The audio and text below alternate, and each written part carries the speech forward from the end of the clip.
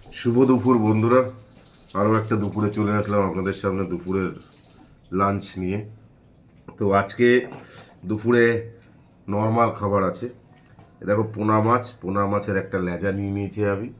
এই দেখো পোনা মাছের শুধু করা হয়েছে ধনে পাতা আর কালো জিরে দিয়ে, তাই তো? ধনে পাতা আর কালো জিরে দিয়ে পোনা মাছ। আর আছে এই মাছের মাথা দিয়ে মুগের ডাল। একটু নাড়িয়ে মাথাটা দেখিয়ে দাও। এই দেখো, এটা কি কাতলা মাছের মাথা? কাতলা মাছের মাথা দিয়ে মুগের ডাল আর এই পাঁপড় ভাজা। তো চলো ফার্স্ট বাইট নিই।